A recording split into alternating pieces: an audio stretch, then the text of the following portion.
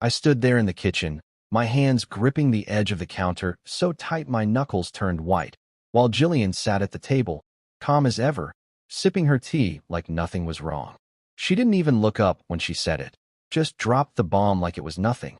By the way, Camille's wedding is family only. She thinks it'll be less awkward if you don't attend. My stomach twisted, and I felt the air get sucked out of the room. Less awkward? For who? I'd been there for every single moment of that girl's life. Every scraped knee, every late-night fever when I sat by her bed with a cold cloth, every ballet class I paid for even when money was tight, every breakup I talked her through when she thought the world was ending. And now, my own daughter's wedding, the day I'd dreamed about since she was little, the day I'd pictured myself walking her down the aisle, and I wasn't even on the list. "I'm her father," I said, my voice coming out low and shaky, like I was trying to convince myself it was still true. Jillian just shrugged, her eyes still on her tea. "You're overreacting. It's just a wedding. Just a wedding. My daughter's wedding." The words hit me like a punch, and I wanted to yell, to flip the table, to make her feel how deep that cut me. But I didn't. I swallowed it down, like I always do, and stared at her, waiting for something, anything, that showed she cared. Nothing came. She took another sip, and that was it. I turned away, my chest tight, and walked to the living room. My laptop was sitting there on the couch, and before I knew it, I was typing. Santorini. A week-long trip. Far away from this house, from Jillian's shrugs, from the sting of being erased by my own kid. I didn't tell Jillian what I was doing. She didn't deserve to know. I just booked the flight, the villa, the whole thing, my fingers moving fast like I was racing to get out before I broke down. When it was done, I leaned back and let out a long breath. I wasn't going to argue. I wasn't going to beg to be included. If they didn't want me there, fine. I'd go where I could breathe again. The next morning, I packed a bag, nothing fancy, just some shirts, shorts, my old sandals, and left a note on the counter. Gone for a week. Don't call unless it's an emergency. I didn't even look back when I shut the door. The drive to the airport felt like shedding a weight I'd been carrying for years. I kept replaying Jillian's words in my head, less awkward, and every time, it made my jaw clench. How could it be awkward to have me there? I'd raised Camille. I'd been the one who stayed up all night building that dollhouse she wanted for Christmas when she was 6, the one who drove her to every recital, the one who told her she was enough when some jerk broke her heart in high school. And now what? I was the outsider. By the time I boarded the plane, I was done thinking about it. The hum of the engines drowned out the noise in my head, and I stared out the window as the ground fell away. Santorini was waiting, blue water, white houses, a place where I could be something other than the guy who wasn't good enough for his own family. I didn't know what I'd find there, but I knew one thing. I wasn't going to let them ruin me. Not Jillian, not Camille, not anyone. I'd spent too long being the one who held it all together while they took me for granted. As the plane climbed higher, I felt something shift inside me. Not peace, not yet, but a spark of something new. I wasn't on their list, but I was still here. And I was going to figure out what that meant, one day at a time, starting with that first step off the plane into a world that didn't know how bad I was hurting. I stepped out of the taxi and onto the stone path leading to my villa, the warm Santorini sun hitting my face as the driver hauled my bag behind me.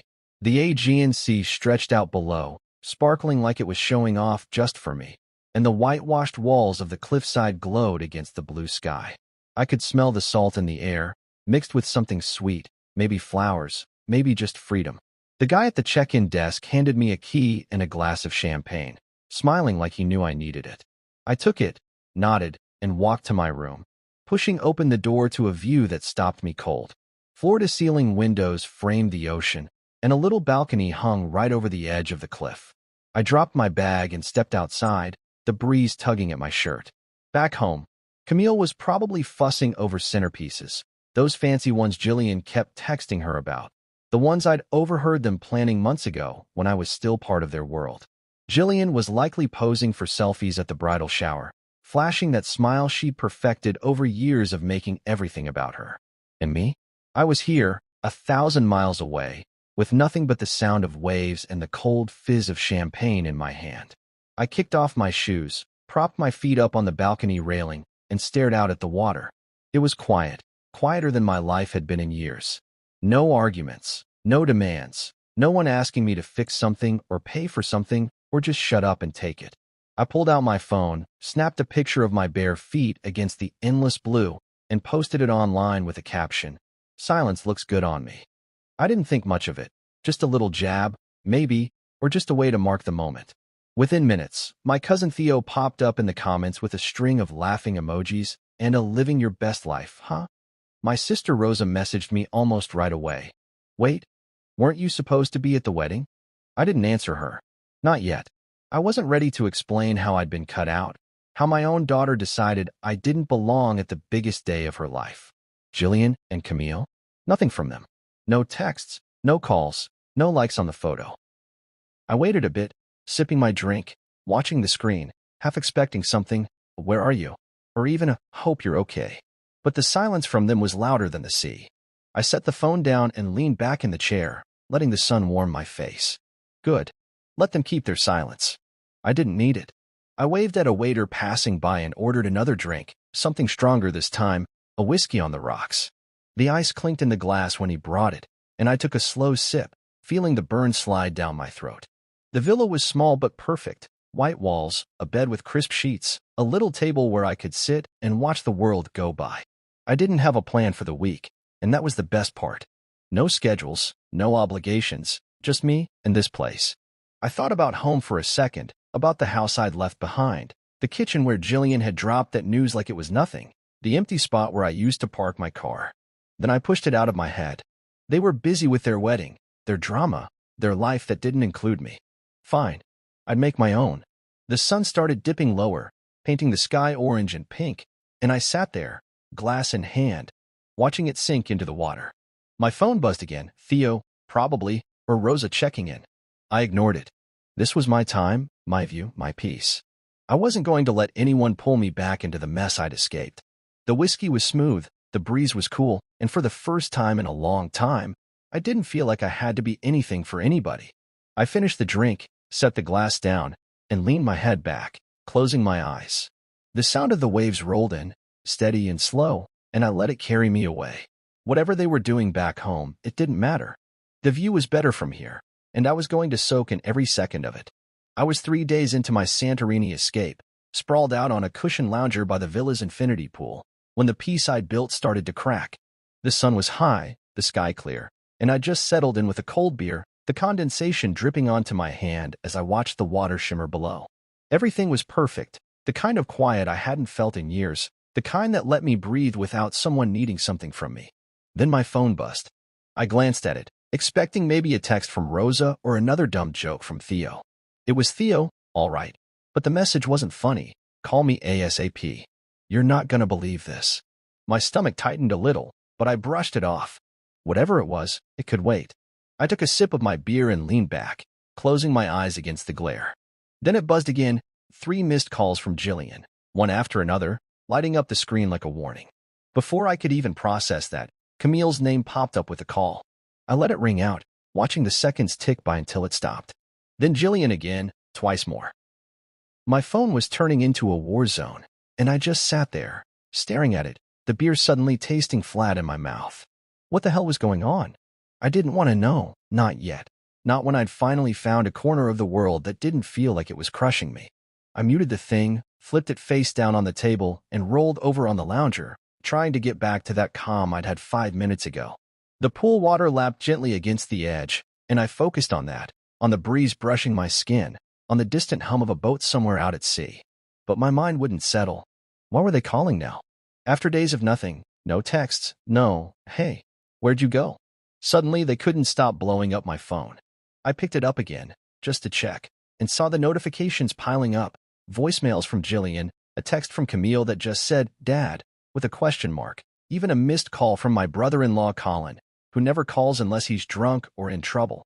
It was like they'd all remembered I existed at the exact same moment, and I didn't know if I should feel angry or smug or just tired.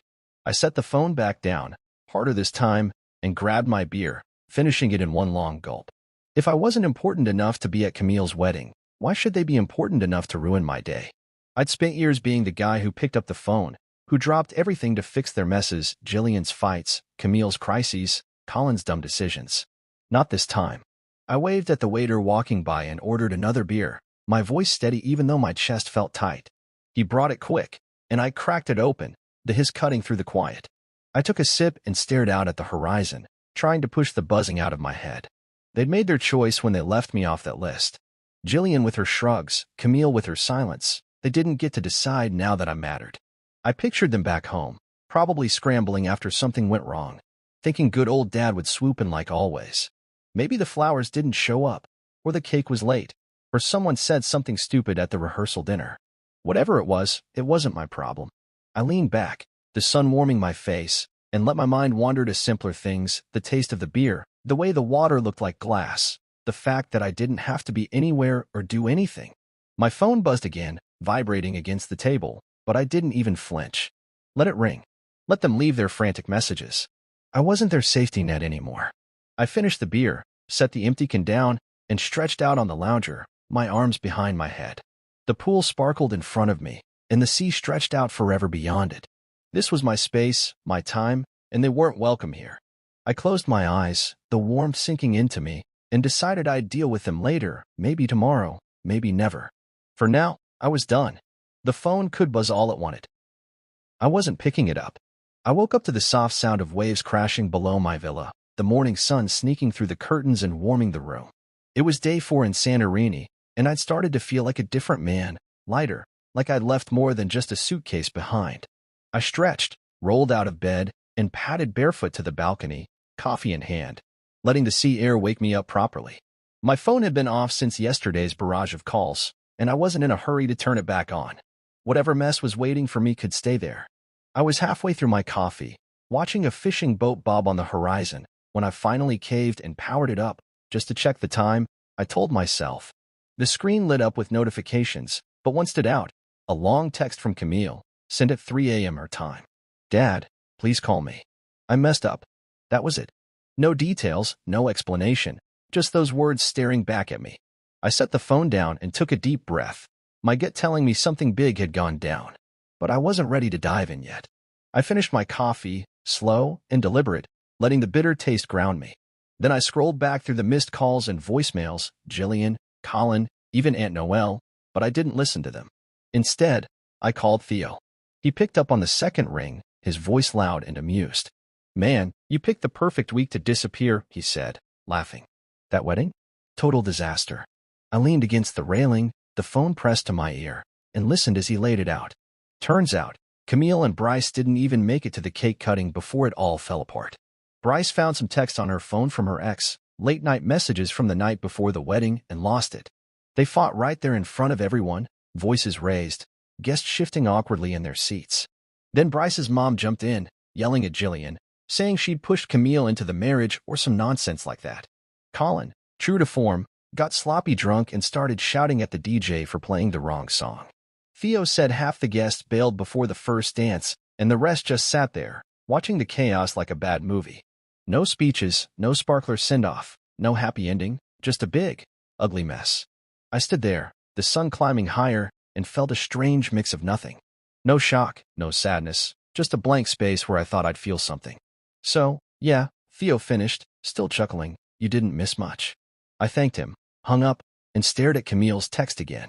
I messed up. Yeah, she did. But it wasn't my job to fix it, not this time.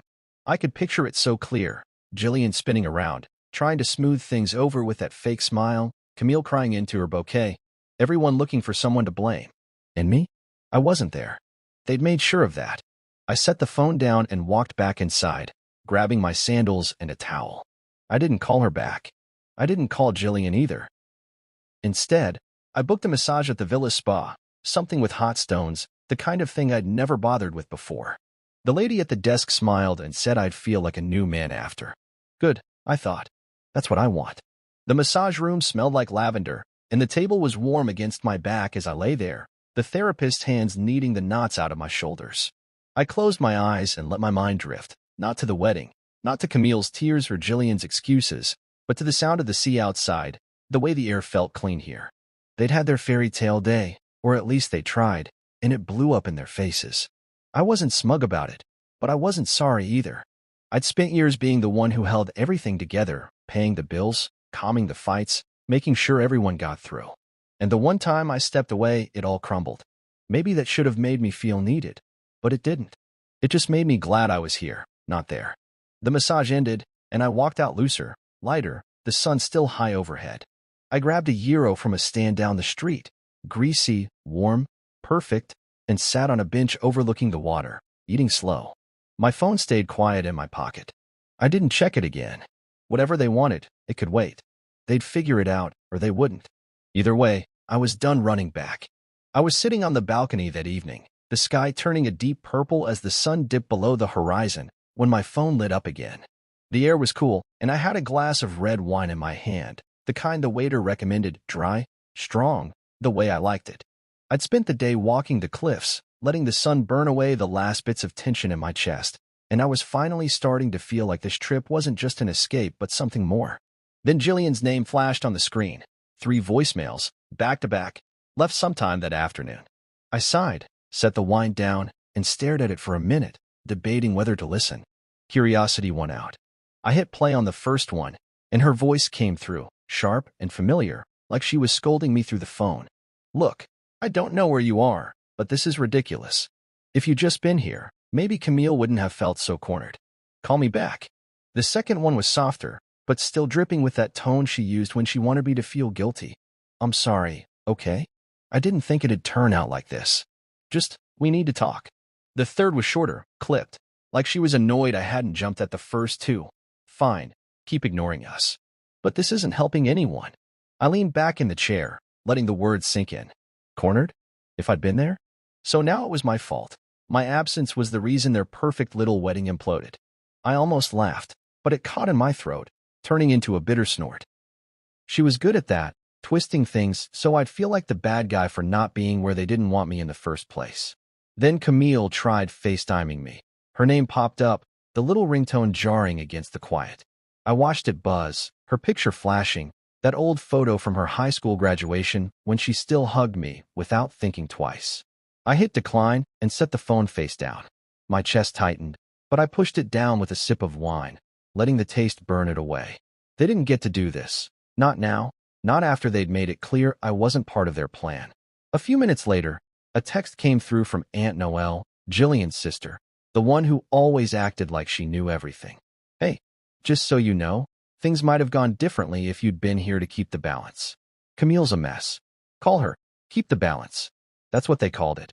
Me being the one who stayed calm, who fixed the fights, who paid the bills and drove the car, and made sure everyone got through whatever mess they'd made.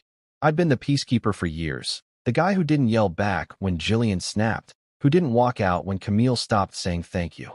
And now, when I finally stepped away, they realized they needed me. Too late.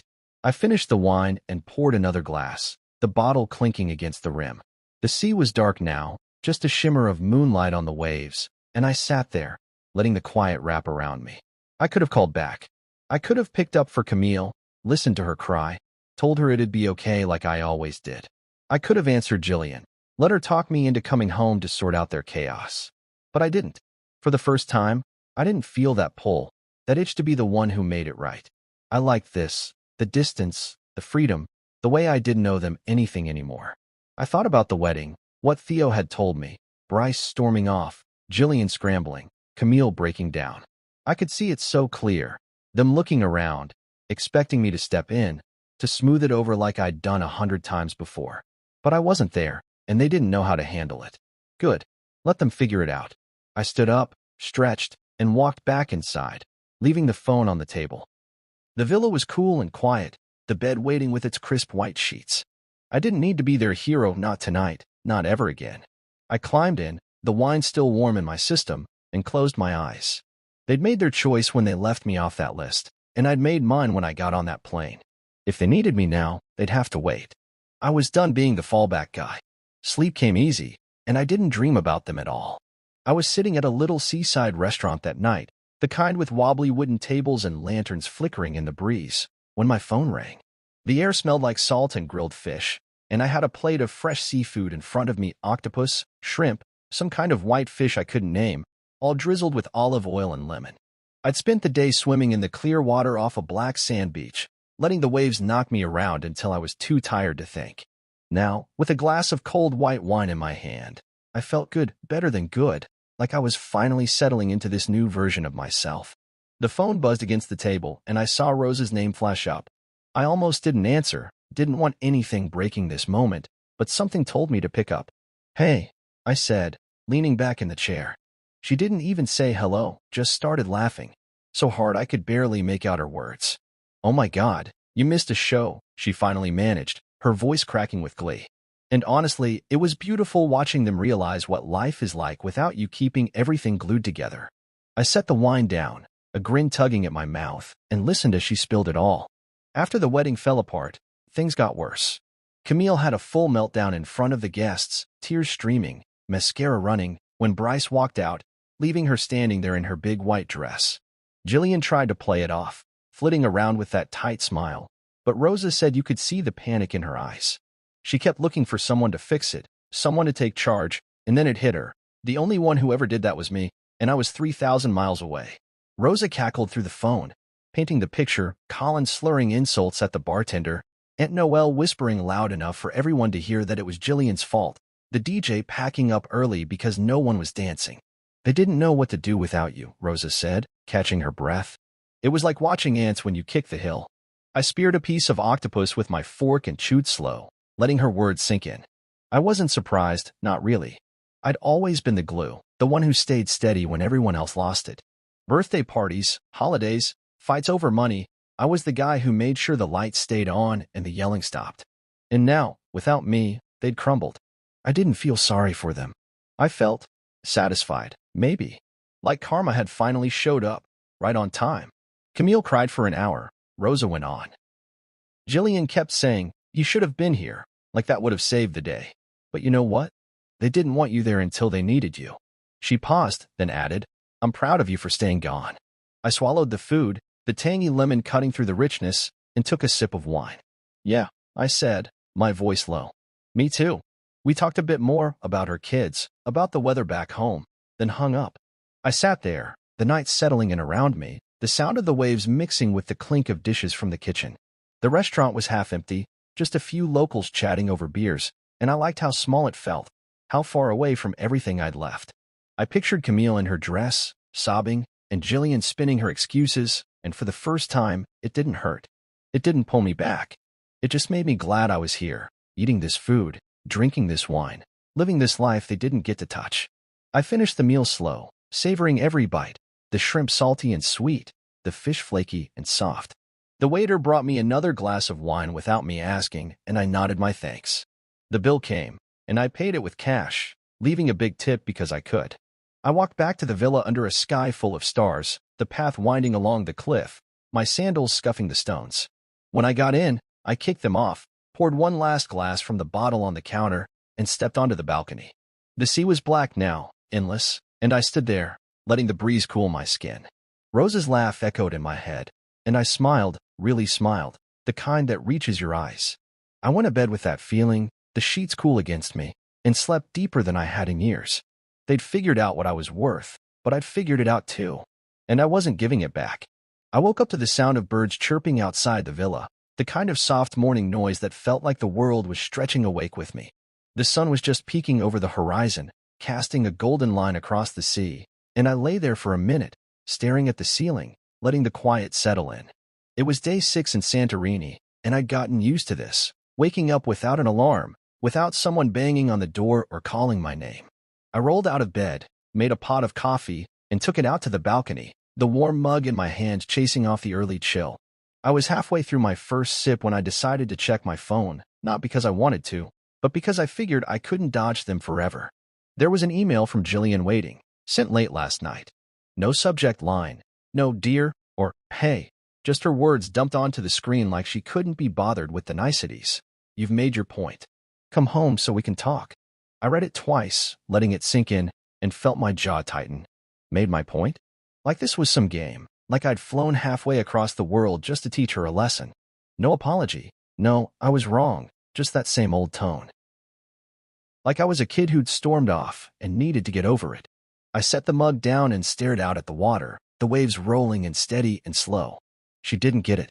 She still thought this was about her, about them, about fixing what they'd broken. Then there was a text from Camille, a long one, sent an hour after Jillian's email. I opened it, and her words spilled out. Dad, I'm so sorry. I didn't mean for it to happen like this. I let Mom and Bryce's family talk me into the family-only thing, and I was stupid. I should have fought for you to be there. Please call me. I hate this. I read it again, slower this time, and felt a flicker of something, maybe guilt, maybe sadness, but it faded quick.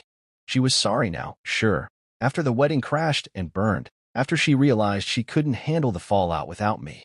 But where was that sorry when she was making the list? When she let Jillian shrug me off like I didn't matter? I didn't text back. I didn't call. I typed a reply to Jillian instead, short and sharp, extended my stay. I hit send, turned the phone off, and leaned back in the chair, the coffee still warm in my hands. Let them sit with that. Let them stew in the silence they'd handed me first. I finished the coffee and got up, grabbing my sandals and a light jacket. I didn't have a plan, just wanted to walk, to feel the ground under me and the air on my face. The streets of Oi were waking up, shopkeepers sweeping their steps, tourists snapping pictures of the white domes against the blue sky. I wandered through the alleys, the cobblestones uneven under my feet, and thought about how they still didn't see it. Jillian thought I'd come running back because she said so. Camille thought a late apology would erase the sting. They didn't understand that this wasn't a tantrum, it was me finally choosing myself.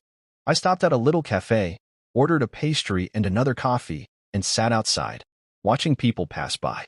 The pastry was flaky, sweet with honey and nuts, and I ate it slow, letting the crumbs fall where they wanted. Back home, they were probably pacing, Jillian muttering about how stubborn I was, Camille biting her nails like she did when she was stressed. I could almost hear them. He'll come around. He always does. Except I wasn't. Not this time. I paid the bill and kept walking, the sun climbing higher, warming the stones around me. I found a spot overlooking the caldera, just a low wall and a drop to the sea, and sat there, my legs dangling over the edge. The wind picked up, tugging at my hair, and I closed my eyes, letting it wash over me. They'd made their bed, Jillian with her tea and her shrugs, Camille with her guest list and her tears. Now they could lie in it. I wasn't their crutch anymore. I got up, dusted off my hands, and headed back to the villa, the day stretching out ahead of me. I'd swim later, maybe grab dinner somewhere new. My phone stayed off in my pocket, and I didn't check it again. They could wait. I'd spent years jumping when they called. Now it was my turn to live, and they'd have to figure out how to do it without me. I woke up early again, the Santorini sun slipping through the shutters, painting stripes of light across the floor. It was my 7th day here, and I'd started to love these quiet mornings, coffee brewing, the sea whispering outside, no one pulling me out of bed with a problem to solve. I took my mug and stepped onto the balcony, the air still cool from the night, and sat there, letting the warmth of the cup seep into my hands. The view was the same as always, blue water, white cliffs, but it felt different today, like I was seeing it clearer. Maybe because I was starting to see myself clearer too. I sipped the coffee, slow and steady, and let my mind wander, not to Jillian's emails or Camille's texts, but further back, to all the years I'd spent fading into the background of their lives. It hit me as I sat there, the waves crashing below, how long I'd been invisible. I thought about my birthdays, how they'd forget until the last minute, Jillian tossing me a card she'd grabbed from the gas station, Camille saying, "Oh yeah, happy birthday, Dad," like it was an afterthought.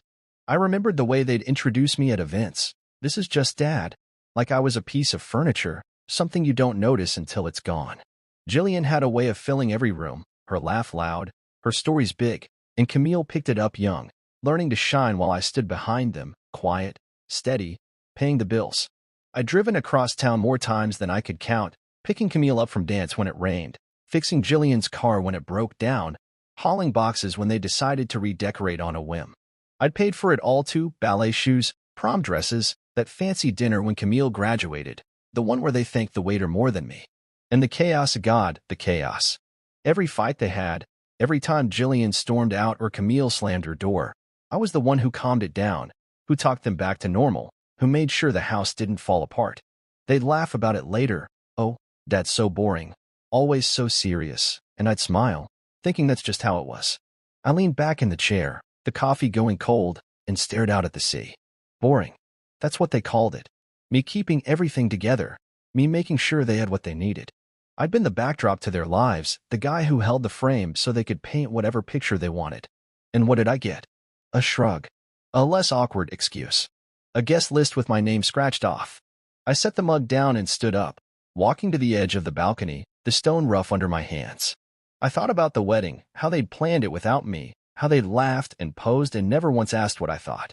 I'd imagined that day for years, walking Camille down the aisle, giving a toast, feeling like I mattered. But they didn't see it that way. They saw me as the guy who'd show up anyway, who'd fix it if it went wrong, who'd take the hit and keep quiet. Not anymore. I turned back inside, grabbed my sandals, and headed out. The streets of Oahe were waking up again, vendors calling out, the smell of bread drifting from a bakery. I walked with no direction, just letting my feet carry me through the whitewashed alleys, the sun climbing higher. I passed a little shop selling paintings, bright colors, scenes of the sea, and stopped, watching the artist dab at a canvas. He didn't notice me, just kept working, lost in his own world. I envied that, being in the middle of something, not just holding it up for someone else. I kept going, the cobblestones warm under my soles, and found a bench overlooking the water. I sat there, the wind tugging at my shirt, and let it all spill out in my head, the years of being the backdrop, the way they'd taken me for granted, the way I'd let them. It wasn't just the wedding. It was everything. I'd given them my time, my money, my patience, and they'd given me nothing back, not even a seat at the table. I stayed there a long time, the sun moving overhead, until my stomach growled and I realized I hadn't eaten. I got up, found a taverna, and ordered a plate of grilled fish and a beer. The food was simple, good, and I ate alone, watching the sea. I wasn't the backdrop here. I was the one eating, drinking, living. And I wasn't going back to that old role, not for Jillian, not for Camille, not for anyone. I woke up to the sound of the sea again, gentle and steady, like it was calling me out of bed. It was my 8th day in Santorini, and I felt different, like the weight I'd carried for years was finally starting to lift, not all at once, but piece by piece. I made coffee, same as always, and took it to the balcony, the morning sun soft on my face. The air smelled clean, salty, and I sipped slow, letting the warmth wake me up. Today felt open, like I could do anything, and I decided to head to the beach, somewhere quiet, away from the crowds. I grabbed a towel, my sandals, and a bottle of water, then walked down the winding path from the villa, the stone smooth under my feet. The beach was small, tucked between cliffs, with dark sand that glittered in the light. Hardly anyone was there, just a few locals and a woman sitting alone near the water, reading a book. I dropped my stuff, kicked off my shoes, and waded in, the waves cool against my legs. I swam for a while, letting the current tug at me, feeling strong and free in a way I hadn't in years. When I came back to shore, dripping and salty, the woman looked up from her book and smiled, a small, easy smile, like we'd already met. "Good swim?" she asked, her voice warm, accented with something I couldn't place. "Yeah," I said, grabbing my towel. "Best part of the day so far." She laughed, and we started talking nothing big, just simple stuff about the island, the water, the way the sun hit the cliffs. Her name was Serena, a widow traveling alone, and she had this calm about her, like she'd seen enough to know what mattered. We sat there on the sand, the waves lapping close, and swapped stories. She told me about raising her son, how he'd moved off to university and left her with an empty house. I told her about Camille, not the wedding, not yet, just the early days, the recitals, and the late-night talks. We both knew what it was like to pour everything into a kid and then watch them build a life without you. There was no pressure in it, no need to impress, just two people sharing a moment. The sun climbed higher, and we decided to grab a drink at a little shack up the beach. We ordered wine, white and crisp, and sat at a rickety table, the sea stretching out in front of us. She laughed at my dumb jokes, and I liked how her eyes crinkled when she did. We talked more, about how exhausting it is to always be the responsible one, how you can love someone and still need to let go. I didn't tell her about the guest list or Jillian's emails, but I didn't have to. She got it, the quiet ache of being left behind, the relief of finding your own space. The afternoon slipped away, easy and slow, and as the sun started to dip, we walked back to the water, wine glasses in hand. We stood there, barefoot in the shallows, watching the sky turn orange and pink, then purple. Neither of us said much, just let the silence sit between us, comfortable, real. For the first time in forever, I wasn't waiting for someone to need me, wasn't aching to be seen. I was just there, with her, with the sea, and it was enough. When it got dark, we said goodnight. No promises, no plans, just a nod and a smile. I walked back to the villa alone, the night air cool against my skin, feeling lighter than I had in days. I poured one last glass of wine and stepped onto the balcony, the stars bright overhead. I pulled out my phone, snapped a picture of myself, sunglasses on, wine in hand, the ocean dark behind me, and posted it with a caption. Turns out overreacting feels like peace. I didn't check for likes or messages, just set the phone down and leaned against the railing. Serena's laugh echoed in my head, and I smiled, sipping slow. This was what I'd been missing. Not the big moments, not the thank yous I never got, but this, a day that was mine, a memory I didn't have to fight for. I wasn't sorry for leaving, wasn't sorry for staying. I finished the wine, the glass cold in my hand, and went inside. The bed was waiting, and I climbed in, the sheets soft against me. Sleep came fast, and I dreamed of the sea, not of home, not of them, just the waves and the open sky. I woke up on my last day in Santorini with the sun already high, streaming through the villa's windows like it was urging me to get moving. I'd slept hard, deep, the kind of sleep that leaves you feeling new. My flight home was that night, and I could have spent the day packing, worrying about what I'd find when I got back, but I didn't. I made coffee, took it to the balcony, and stood there, watching the sea sparkle under the morning light. 9 days here, and I wasn't the same guy who'd stepped off that plane, hurt, angry, running from a guest list that didn't have my name. Now, I felt solid, like I'd built something out here, something they couldn't touch. I finished the coffee and decided to hike, one last taste of the island before I left. I grabbed my sandals, a bottle of water, and headed out, following a trail along the cliffs. The path was rough, winding up through rocks and scrubby bushes, the sun hot on my back. I walked steady, my breath even, feeling the burn in my legs and liking it. The view opened up at the top, blue water stretching forever, white houses clinging to the hills, and I sat on a flat stone, wiping sweat from my forehead. My phone buzzed in my pocket, and I pulled it out. Camille again, another missed call, the third that week. I hadn't answered any of them, hadn't listened to the voicemails piling up from her and Jillian. I stared at her name on the screen, then turned the phone off. I wasn't ready, not yet. I got back to the villa by noon, showered, and packed slow, folding my shirts, tucking my sandals into the bag. I'd heard from Rosa a few days ago. Jillian had moved into Aunt Noelle's to give space, whatever that meant. Camille was still calling, still texting, but I didn't owe them my time. I sat on the bed, bag zipped, and left her one voicemail short, calm, my voice steady.